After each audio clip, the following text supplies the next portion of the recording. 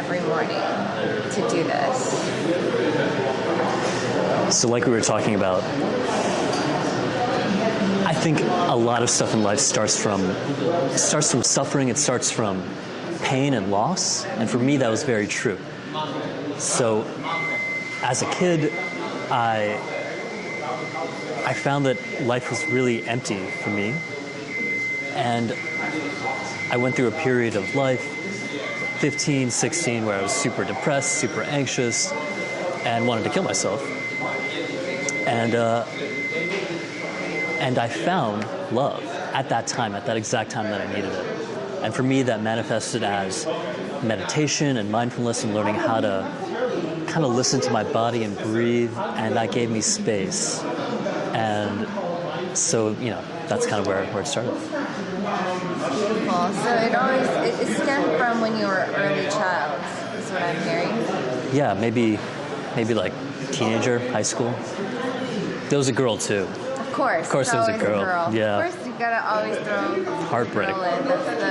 The first heartache is always the biggest, most profound one, right? It's true.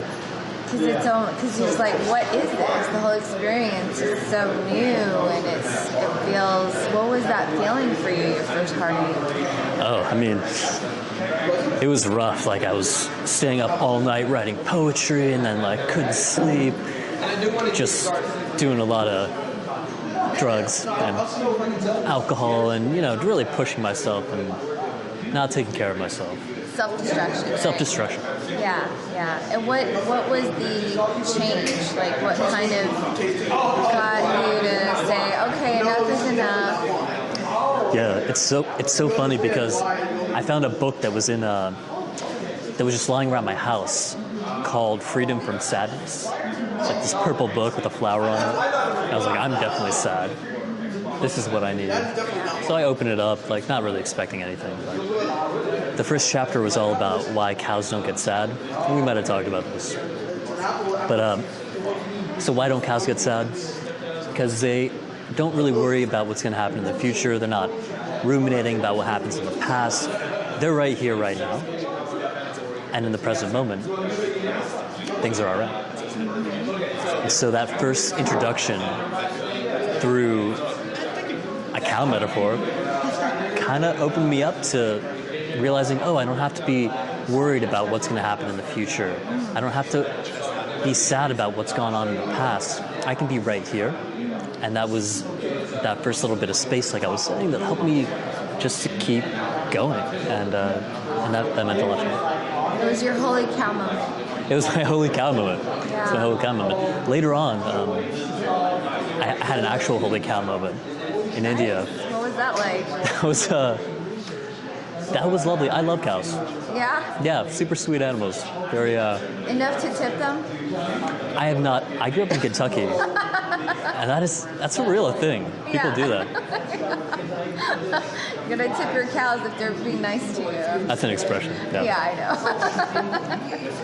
So I hear that there's a lot of ups and downs in life, and as you go, you went to college, and did you experience any forms of loss during that time of your life?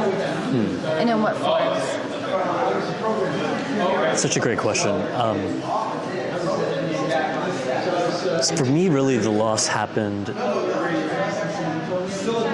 as a kid, and then later on in my life, I felt like almost like a reverberation of that. Like in a cave, like you clap and then you hear it clap, and then it's like a softer clap and a softer clap.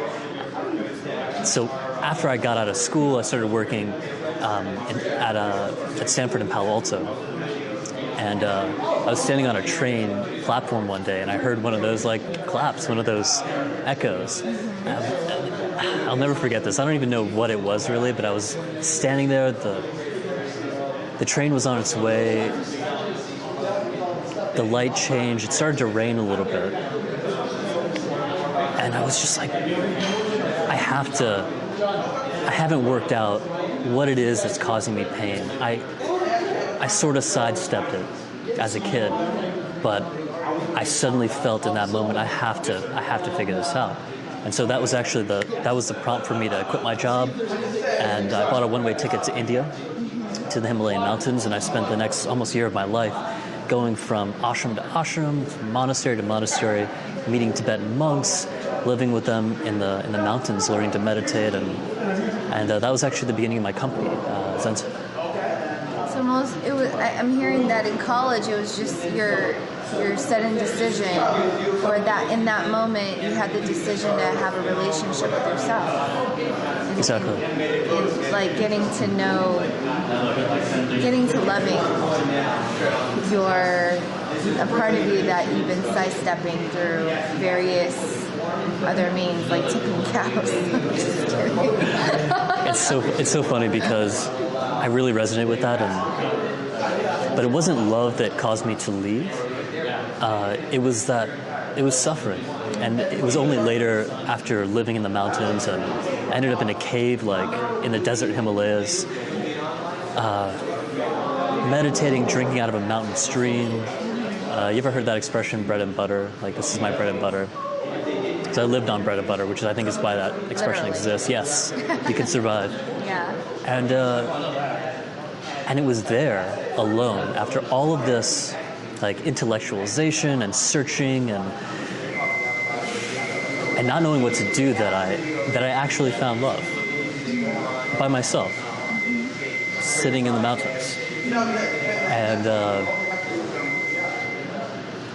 and something about that experience and feeling that love directly allowed me, for the first time, to actually meditate, and allowed me to come down and keep going in life. And that little piece of love is what has kept me going, and that's why I wanted to talk to you, actually, because for me, I meditate on love and attention, and I kind of go back and forth between those two, and that has changed my whole life. But I understand the power of love and the journey from suffering to love, and it worked for me.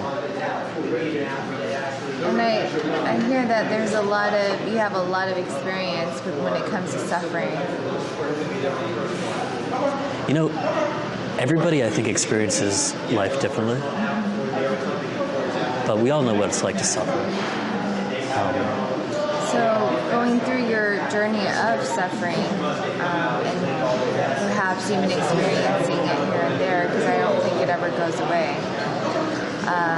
do you find a point to it? Do you find that there's some kind of reason why humanity suffers? Why we all suffer? I don't know. I know for me, personally, the suffering led to finding my passion in life, my calling, my love, being able to share that with other people. And so for me, it all makes sense. But I don't know about, I wouldn't pretend to know what it's like for other people. Yeah, definitely. So for you, it's I hear that suffering for you is almost like an essential ingredient to baking a cake of happiness and passion. I think that's so true. No, it's a transmutation. It's like the alchemist, you start with lead and you end up with gold. That's suffering to me, and I think love is gold. That's what you come out at the end with, and unlike gold, the more you share love, you don't have less of it. It's almost like there is no finite amount. So for me, it's hugely powerful. It's the most powerful thing out there. And suffering and love, I feel like those two are kindred spirits in a way, because I almost feel like you can't know what it is to suffer until love exists, and you can't really appreciate love until you've suffered. That's so interesting that you say that. For me,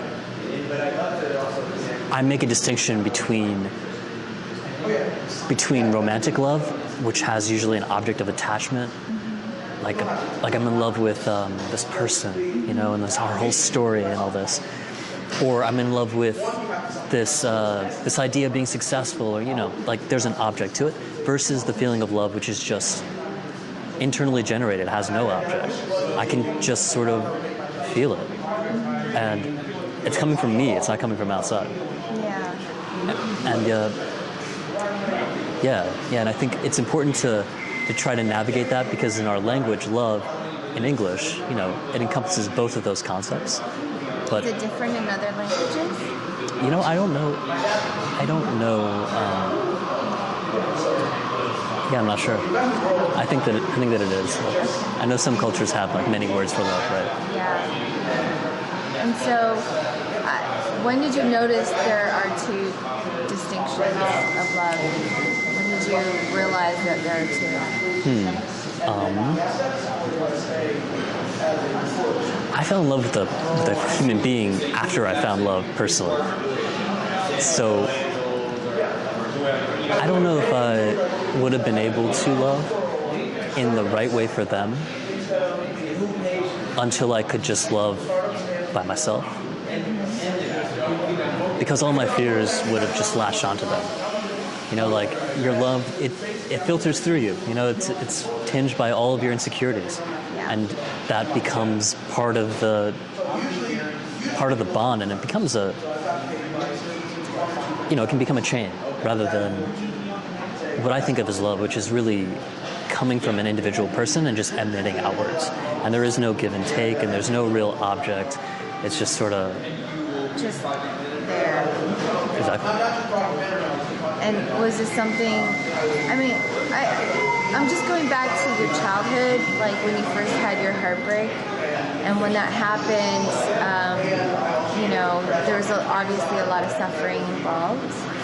So during that dip in your life, were there moments when you didn't think that there was a point to having love because it would mean the heartbreak? Wow. I've thought about that too. It's scary, right? Mm-hmm. Especially meeting somebody new and having felt that heartbreak before. It's terrifying.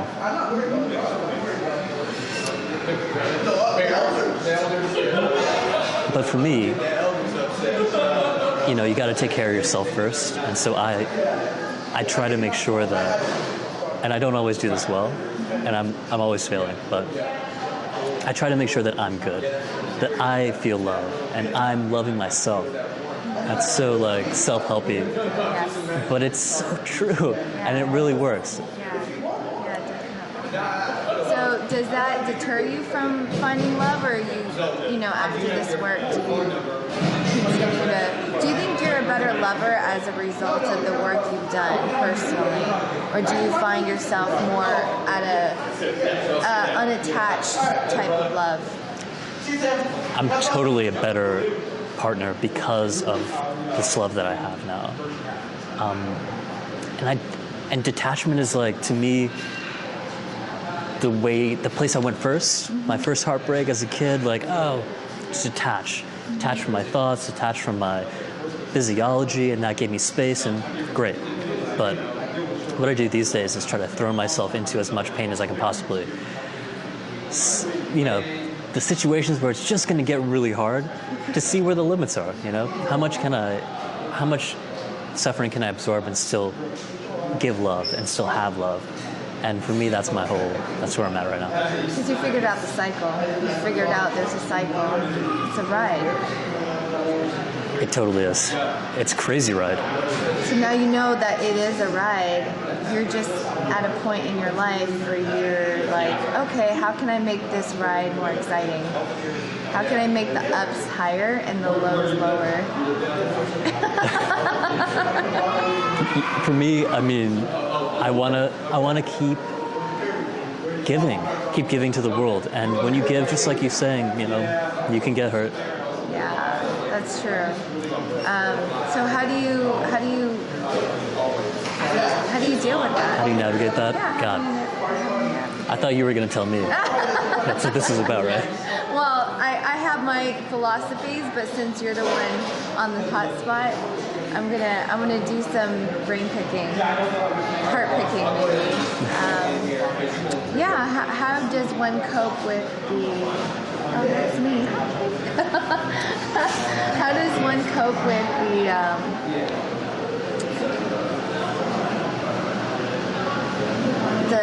the process, you know?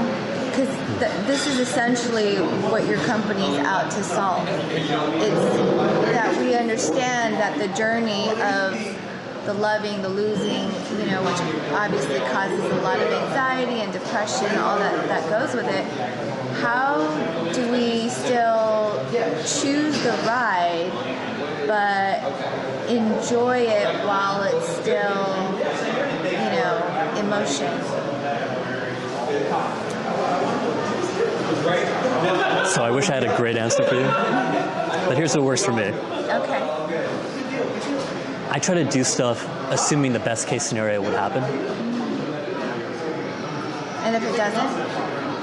Then I try to deal with the consequences. And I use my love, my self-love as a cushion to help me bounce back when it doesn't work out. But you know what I've found is that way more than I ever thought possible, the best stuff does kind of happen when you believe that the best thing can happen. So,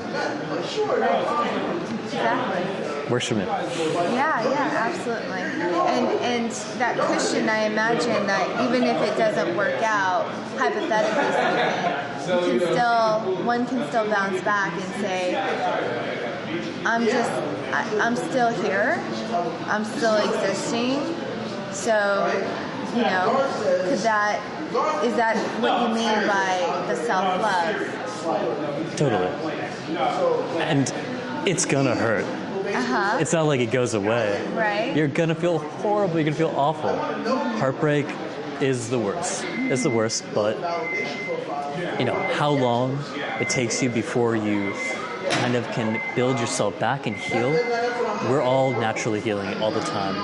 That's what animals do. That's what people do, you know? Yeah. We come back. We can come back. And so I think what love can do is act as a guide to get out of that dark place a little bit faster, point you in the right direction so you know where you got to go, even if it's 2 steps forward and 1 step back. Yeah. You have some point on the horizon to shoot towards.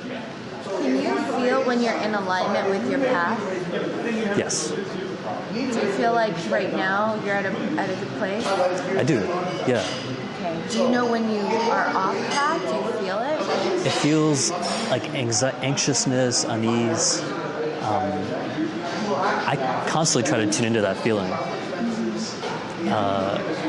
Because some people, you know, I've heard from different people, like for example, Seth Godin talks about the resistance, you know, or Stephen Pressfield also talked about the resistance. And sometimes resistance is good. It just means that you're on the right path and there's some kind of lizard brain telling you not to do it for whatever reason because it's safe. So how do you personally differentiate between knowing that it's just the resistance versus I'm not going on the right path? Honesty with myself. It is so easy to lie to yourself. And just being really mindful of how I'm actually feeling, what I actually am being driven by, and that's a constant process of getting to know yourself and knowing all your demons and all your fears that drive you and that might have been planted in you when you were like a kid, you know? All of that stuff, the subconscious stuff especially, I'm just trying to become more aware of. And, you know, this tool is a way to be more aware of my subconscious, you know, by just monitoring my body. Even when I'm not aware, it can be aware for me. Mindfulness, meditation, talking to someone, a good friend who knows you really well.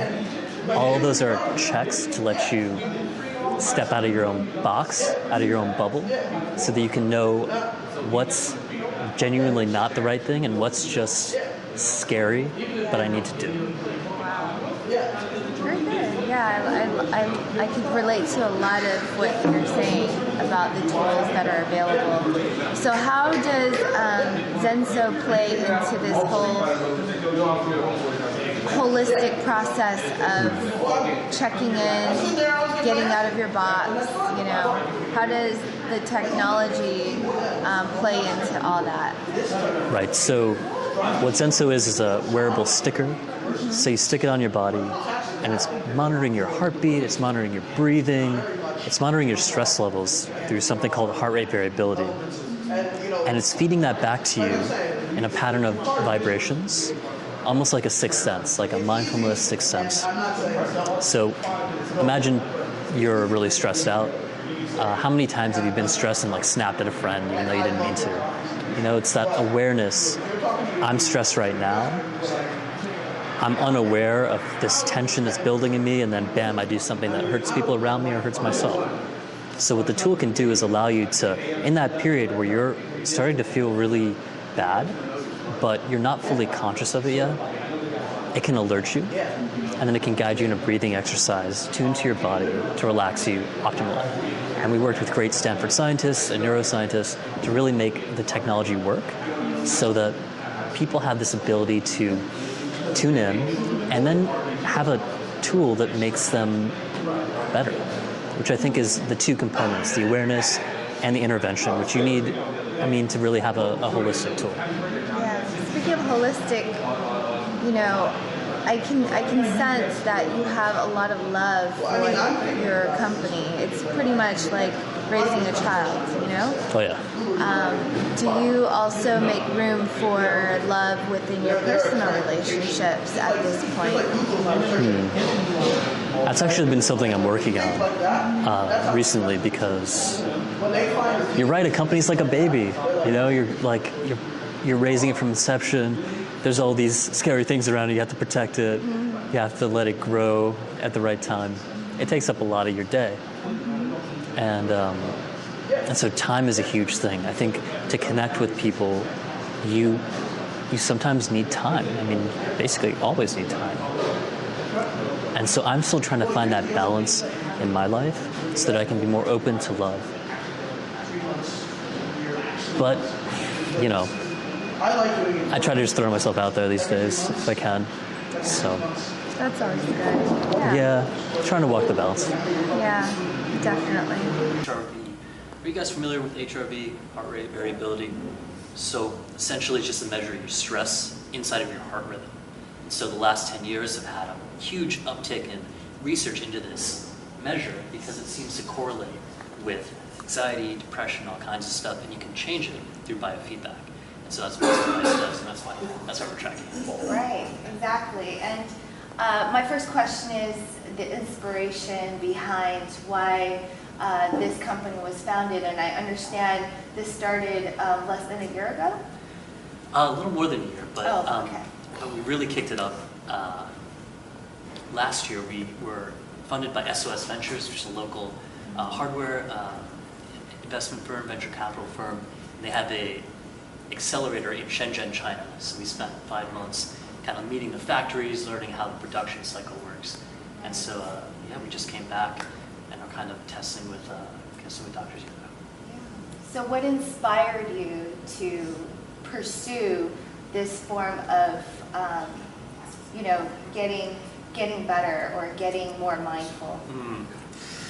Okay, so this comes out of loss, actually. And suffering for me. So as a kid, I had a lot of anxiety, a lot of depression, and I found mindfulness meditation, and that actually totally changed my life. So I spent the next 10 years learning about neuroscience. I was at Harvard and Stanford and MIT, studying the basis of meditation in the brain and how it changes you, and because I wanted to really understand how to feel better. So it was almost born out of a lot of suffering, I hear. Yeah. Yeah, and when we were outside earlier, you mentioned that as a child, you experienced your first heartbreak during that time, right? So what was that experience like, and how did that kind of pay it forward to where it's at right now? Yeah, I wish we had this device back then, because I wondered what heartbreak looked like. Probably different. But yeah, where's it going? And I guess for me, that experience kind of allowed me to hit the bottom. And I think all of us as entrepreneurs especially, we have this experience where the odds are stacked against you. There's setback after setback. It feels like you're not going to push forward. And it's at that place, at the lowest place, where I found a way out. And for me, that was mindfulness. But it could be different for different people. And so that's been the driving force of what I've been doing since then.